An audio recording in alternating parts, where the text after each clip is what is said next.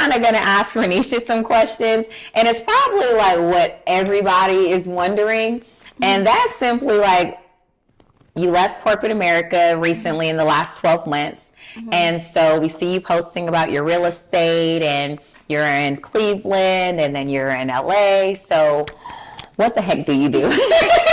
Yes, I get this question all the time. Sometimes people ask, are you a realtor? No, I'm not a realtor, but I do help other people find investment properties. So other high-earning individuals who want to basically keep their wealth, I help them find investment properties in Cleveland, Ohio. And I also flip properties myself, and I have my own personal rental portfolio that I'm always working on growing, and I work with property managers to manage my portfolio as well. And so I would like to say this. So I've literally, so y'all, we've lived together for several years in college, and we would just sit and a lot of times like bake cinnamon rolls or chocolate chip cookies because I was just telling someone we love cinnamon rolls. But we would literally just talk about these moments and like what we wanted to do like post college and what that looked like. And so for me to see like you doing every single thing, like I remember you were just like real estate. But first you were like, I got to get this corporate job. But all you really cared about was real estate. The corporate job was just like the insist to get the salary. And so like you in that arena now, to see you thriving, I'll just tell you, like, I'm really proud of you. Thank you. You're welcome. And so like, what is the ideal client for you now? So the ideal client for me is high earning. So let's say you have a 9-to-5 job, or you own a business where you earn a high income, but you want to keep that income. You basically would work with me, and I find you a rental property to buy. So you work with me to buy the rental property with equity, and I also work with local contractors to make repairs to the property and place tenants in the property for you. So I make the process as seamless as possible, because most of my clients have full-time jobs or businesses that they run.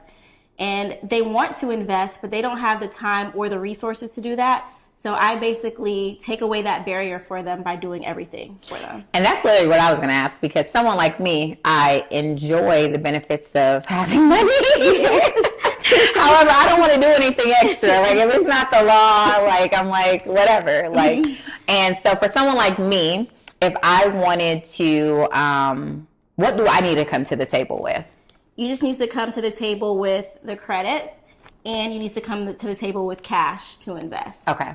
And in, like, what does now, because, you know, there are so many people, like, if you get online, especially like Instagram these days, people have their idea of like, here's a good deal, or everyone's the teacher nowadays. So like, I respect you. I call her the real estate GOAT. And I mean that, because the girl, like, there's one thing to, you know, just hop into something and, you know, it be new and you become an influencer, but to see, like, this is literally, when do we graduate? Don't. All right, so it's been some years. And I've seen her talk about this for so long, but she studied it. She goes to meetings. She travels across the country to invest in herself in this area. And so that's why I respect you and see what you're doing. So what does a good deal look like in 2024? So a good deal, it really is going to depend on the amount of cash that you have and the amount of time that you have to invest. It's going to vary depending on the person. For a good deal for me, when I'm full-time in real estate, I'm going to require more equity in my deal than someone else is who's not going to be hands-on with the process. So for someone else who has a higher income from another field, like say you're an attorney, you just want enough income to keep your wealth. So over the years, you're investing, you're getting your rental income, so that money isn't essentially sitting in a savings account or checking account where you're not getting a higher return on investment. You're getting the cash flow from your tenants, plus you're also getting, you know, your principal pay down of your mortgage if you're not buying cash. Plus you have equity in the property because, you know, with inflation, the prices of the property are increasing over time. So you're growing your wealth from the value of the property, and you're also getting cash flow from the rental income. See, my girl knows her stuff. Literally, and that's why I respect you so much in this field. So thank you so much. I respect you too. So I really appreciate it. Not a problem. So now we've gone over some questions about me. Let's go into some questions about you. Okay. So let me tell you about Kayla. She is an amazing attorney. I mean, if you ever commit a crime, please call her. Me and all of my friends have her on speed dial. If we ever need you for anything, she is amazing. Every job she's ever worked at, they speak so highly of her. I mean, I would never want to challenge you in the courtroom. I don't even want to argue with her. She is an amazing attorney.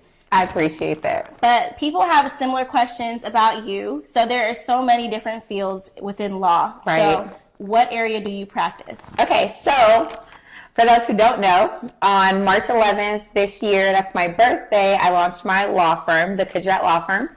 And we focus on criminal defense as well as personal injury. And so I know often people ask me, like, what's personal injury? Well, that's car accidents. So if you are involved in a car accident to no fault of your own, my office handles that. If you have been charged with DUI, drugs, armed robberies, murders, you call me. And so before launching my law firm, I was a senior assistant district attorney for the DA's office here in Georgia. I had tried dozens of cases in my career.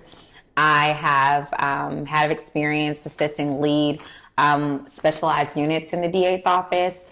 I was in the crimes against children, domestic violence, sexual assault unit for several years and tried a lot of cases in that unit. And so I have essentially a specialty when it comes to sex crimes and domestic violence because I spent the latter part of my career trying those type of cases to include all of our media cases that would come into those units. So, like I said, if you ever, first of all, don't commit the crime. There we go. We're not encouraging for anyone to commit a don't crime. get caught. Oh my gosh. But if you know anyone who has committed a crime, call her in the state of Georgia. Yes, thank you. You're welcome. So I also want to ask you what kind